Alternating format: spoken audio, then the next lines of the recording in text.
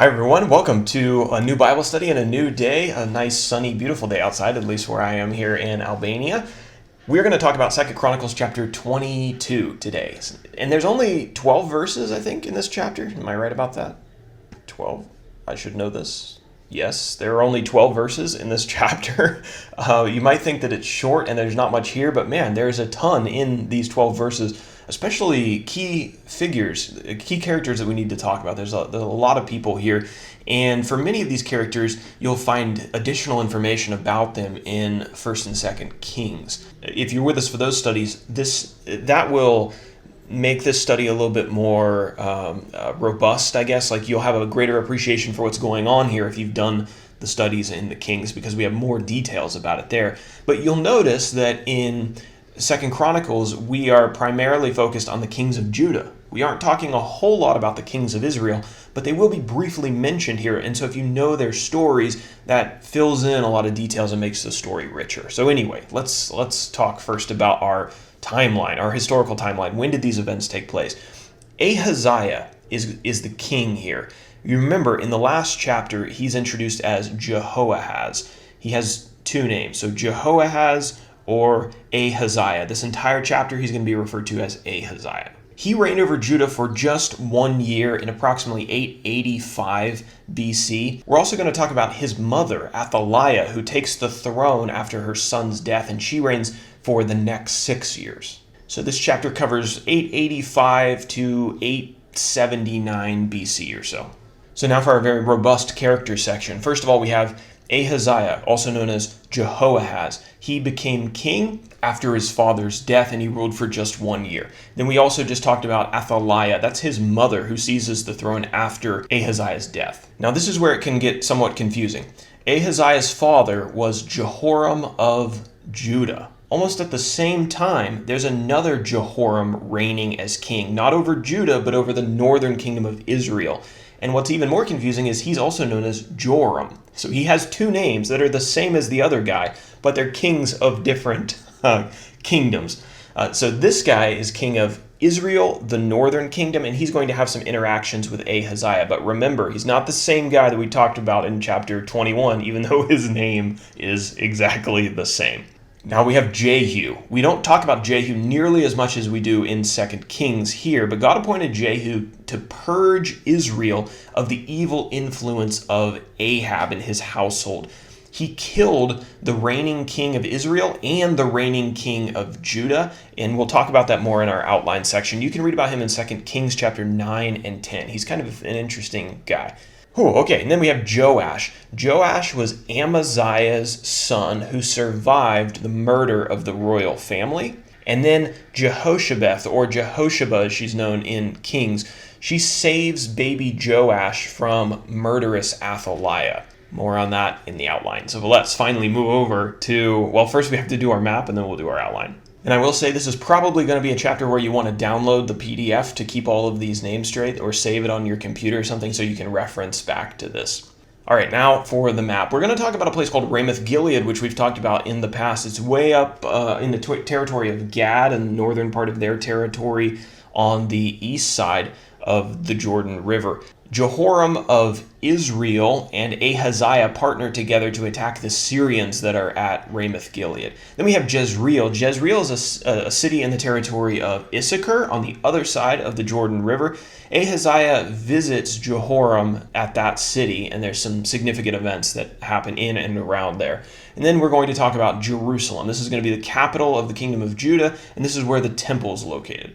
Okay, finally, we've made it to page number 2. Let's talk about our two sections in this chapter. The first one is verses 1 through 9.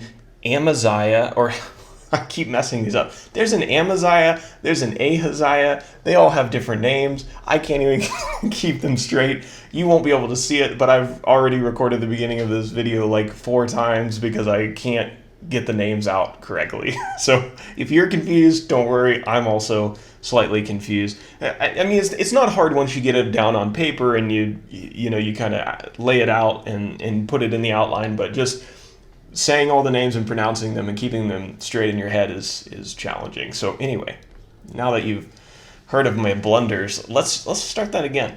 First section of this chapter, verses 1 through 9, Ahaziah's short reign in Judah. Joram of Judah, who's featured in chapter 21, only had one surviving son because the Arabians killed all of them except his youngest son. And his youngest son is known as Ahaziah or Jehoahaz. So Ahaziah, which we will refer to him now for the remainder of the chapter, Ahaziah becomes king in Judah. He's 22 years old when he starts reigning, and he only reigns for 1 year. And that's partially because the text says, quote, he walked in the ways of the house of Ahab. In other words, he was not a godly man at all. His mother, Athaliah, who was a relative of Ahab, and her relatives in the house of Ahab became Ahaziah's advisors. So he has pretty terrible advisors. And they didn't counsel him very well, which eventually led to his downfall. One of the bad pieces of advice that they gave him is that they counseled him to ally himself with Jehoram of Israel in going to fight against the Syrians at Ramoth-Gilead. Now, this battle didn't go particularly well. Jehoram of Israel was injured in the fighting, and he was brought back to the city of Jezreel in Issachar to recover from his wounds. Ahaziah then traveled to Jezreel to visit him there. Now, this visit was not by chance or not just happenstance, but rather it was ordained by God because the Lord was planning to destroy the house of Ahab and all of its allies, and that included Ahaziah. God selected a man named Jehu, which is discussed in greater detail in 2 Kings, but Jehu was given the job by God to purge Israel of the influence and the wickedness of Ahab's household. So Jehu kills Jehoram of Israel. He kills Ahaziah, the king of Judah, all of Ahab's relatives, and some of the princes of Judah that are related to Ahaziah. So this guy Jehu kills both kings, king of Israel and king of Judah, and he takes the throne of Israel for himself. That leaves the throne of Judah empty. We'll talk about who fills that in our next section. The final section is just 3 verses, verses 10 through 12. Athaliah takes control of Judah. So when Ahaziah's mother, named Athaliah, learned that her son had been killed by Jehu, she took measures to secure power for herself. She killed the royal family of Judah, and she basically made herself the de facto leader of Judah. She thought that she killed the entire royal family, but not exactly. Unknown to her, one of Ahaziah's young sons had escaped. This baby was named Joash, and he escaped the slaughter and was hidden by a woman named Jehoshabeth in the temple, and she kept him hidden for 6 years. And this baby is going to end up being the ruin of Athaliah in the future, but we'll talk about that in the upcoming chapters. As far as today goes, we made it through all the names and all the characters and all the second names and all the names that sound like all the other names, and that is 2 Chronicles chapter 22. Now, I do have hopefully a bit of light to share in our application section after a somewhat depressing chapter. During these years, the shadow of evil darkened the lands of Judah and Israel. Both nations were very far from God, and they were ruled by very wicked people. And there were probably many who perhaps thought that God's light had been extinguished in the land, and that the nations might never go back to having a fear of the Lord again. But in the heart of darkness, in the temple, in the place where Athaliah was reigning, God was kindling a fire of revival for Judah.